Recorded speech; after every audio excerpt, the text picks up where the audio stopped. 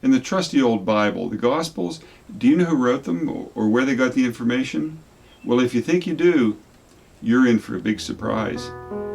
The Essence of Reality explores how the psyche, which you are, creates the reality you encounter.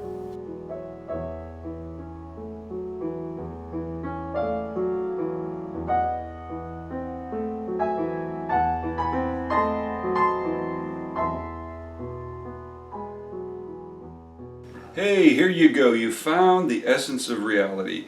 We explore life here, as in the nature of your consciousness, and how reality actually works. Religion creates its own invented truth, having little or nothing to do with reality. And science doesn't cover it either. Indeed, both of them hide life's real flow. You create your life's qualities. No God does. No external power source does. You do. If you want to see how that works, stay tuned and come back again. There's lots to cover. This clip looks at Christianity with a focus on sources. A lot of claims are made about Jesus of Nazareth in the New Testament, and many more by Christian churches based on traditions. Most of them are false, some outright absurd. If you tout information about somebody or something, you should have some substantial source about him or it. But if looked at closely, there is no reliable information on Jesus at all. And that statement is founded on none other than the accounts of Christian scholars, based on considerable research into old manuscripts that underlie the Bible. Tom Nehrer here, Exploring Consciousness. These insights draw from my website, my books, and many talks to open-minded groups across the English-speaking world. I first recognized the oneness of things in a fleeting mystic experience years ago. But to see that oneness clearly, it took years to scrape away old, flawed beliefs. My inner journey led to what I call clear awareness, seeing how life works without a veil of beliefs to distort it. You can improve your life, your health, your relationships, and success by delving into the deeper mind. There, within, you can find and change inner roots to outer problems. Key to clearing awareness is exposing common ideas that don't recognize that oneness, and Christianity is one of those, a big one. As well known as Jesus is in modern times, you'd think that historical accounts of the early 1st century would have a lot to say about him. You'd be wrong. In Greek, Roman, and Jewish histories of his time, not one mention is made about Jesus. Not a single word was written about that man by any unbiased source until Josephus wrote the Antiquities of the Jews in the year 94, over 60 years after Jesus' death. Jesus was and is completely unknown to history.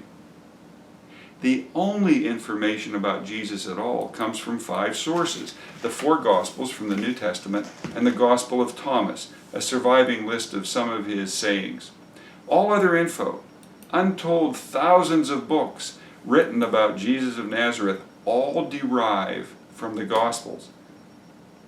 And nobody knows who wrote any of them. Scholars conclude that 19 of the 27 books of the New Testament were anonymous. Authorship claimed for all but 8 letters by Paul were phony, including the Gospels. Famous names were added later to give the writings some credibility. Matthew, Mark, Luke, and John weren't written by Matthew, the disciple of Jesus, Mark, a traveling companion of Peter, Luke, a physician, or John, another of the disciples. Nobody even knows where the Gospels were written. They were written by unknown Greek writers, decades after Jesus' death. People with no direct connection to Jesus. None of them came from Judea or Galilee. None of the writers had heard or seen Jesus personally. Mark, the oldest Gospel, likely dates from the year 70, some 40 years beyond Jesus' lifetime. The books Matthew and Luke, they originated some 15 years after that, and John maybe by the end of the century. Both Matthew and Luke copy much from Mark, revising some things, correcting some errors. Here's the big question. Where did those gospel writers get their information about Jesus? Clearly, Jesus lived in Galilee and would have spoken Aramaic, a Semitic language common in the Eastern Mediterranean then.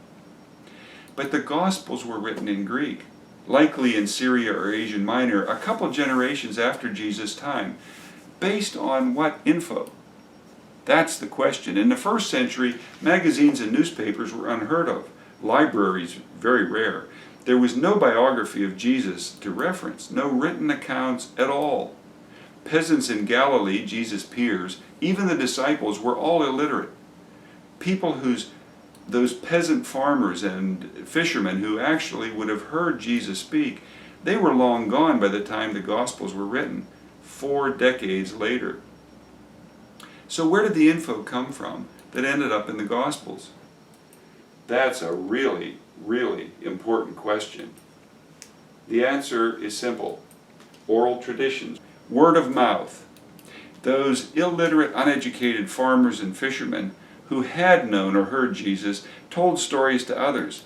Those stories were then retold over and over, passed along over generations by superstitious, naive peasants, gaining myth and lore at each retelling.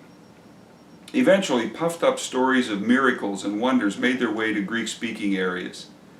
You can actually watch the story grow by lining up the Gospels chronologically. Whoever wrote Mark presented Jesus as an itinerant healer and teacher. By the time Matthew and Luke were composed, Jesus was a miracle worker, born of a virgin, resurrected from death. By the writing of John years later, probably by the end of the first century, Jesus had become God incarnate, able to walk on water and perform miracles at the drop of a turban. Virgin birth? Paul, who wove his own ideas into proto-Christianity during the 40s and 50s, never heard of the virgin birth, nor did the writer of Mark about the year 70. So that miraculous invention was conjured up by about the year 80.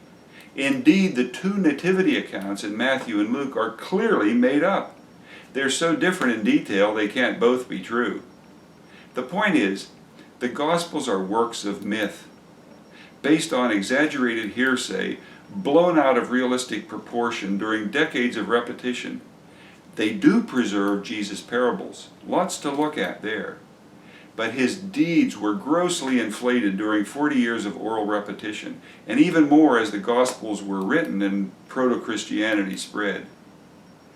If you're going to make wild claims like Christianity does, you should have some substantial source of information to rely on.